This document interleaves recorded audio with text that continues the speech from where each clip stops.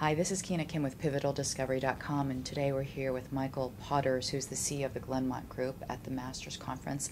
And he's going to share with us some success tips for people who are looking to advance and grow their careers. Michael, thanks for joining us. Thank you very much. One of the things that people always ask me is, what is a very strong or one of the most important identifiers when you're looking for candidates, when you're looking to hire somebody? And I will say that the most important quality is one of the hardest ones to define, and that's drive, the internal drive that somebody has.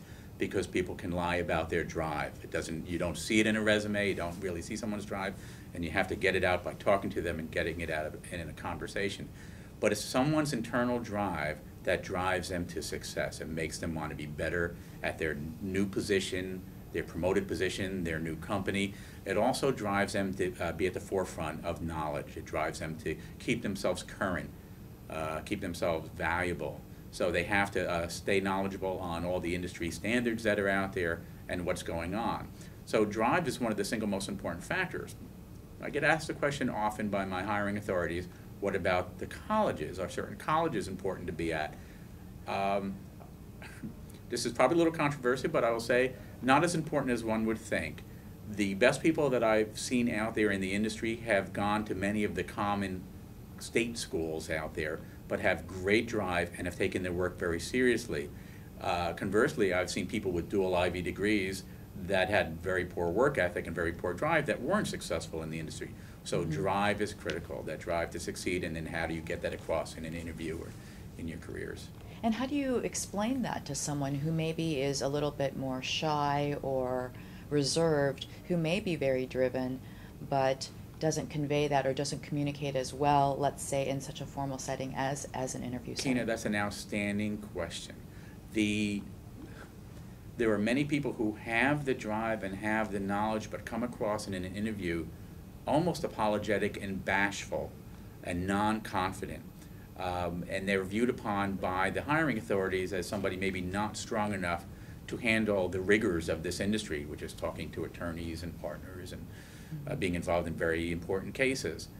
The other side of the coin, though, is you can't be too confident. You can't be overly cocky. You can't be overly aloof in an interview. So you have to balance the two. So I always tell people, be confident, go in with a firm knowledge of what your skills are, and tout yourself. Don't be afraid to talk about what your skills are and what your value is. I also think one of the most important things to do is don't be afraid, if you're going in on an interview at a particular company or a firm, to let them know that you're interested in working for them. That's a very valuable tool. Many an interview has gone sour where a candidate was a good candidate but came across aloof as if they didn't want to work for the company or the firm, and then we hear about it afterwards. So don't be afraid to do your homework before you go into an interview and find out a lot about the firm or the company, and let them know that you do want to work for them. That comes across very positively. So confidence, knowledge is an important thing when you go in on an interview. And earlier we touched upon self-education and training. So for people who are practicing for an interview, is that something that they would do with you, or do you encourage them to do that on their own? And what are the best methods for them? Well, it's a very good question. We coach our candidates not on the interview, not on the words to use, but just on how to approach an interview. So the delivery. The delivery of this, and just how to, the confidence level and all, how to prepare for it. So we prep our candidates the night before every interview to make sure they're on board. We generally make sure they've done their homework on who they're interviewing with, so they go in with a little bit of knowledge. And one of the most important tips for people interviewing is, before you go in on the interview, have an imaginary interview.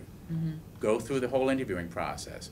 Ask yourself the questions that you believe that the hiring authority is going to ask you, and then answer them. Do the follow-ups. It's amazing what happens if you prepare for that. It takes the fear and the sting out when you go in the next day, and very often they do ask those questions that you imagine. Conversely, I've seen people that just go in non-prepared at all and then get flustered in that. The other advice I'd give, if you're going in on a panel interview, try to learn all the people who are interviewing you from the panel. You have to be cautious because usually it's 3 or 4 people who have 3 or 4 very different agendas, and you have to answer properly to all of them because any one of them can shoot you down. So listen to the questions, try to anticipate what their concerns might be, and answer them accordingly. And finally, with the preparation, you can ask them questions which you may want to have the answers to determine whether you want the job. Absolutely. Go in there and don't be afraid to ask some questions. Don't be afraid to bring in a notebook and with questions that you have and to respond to points that they're bringing up. A very good candidate is an informed candidate and somebody who wants to be part of the organization. Great. Thank you so much for Thank you joining very us much today. again.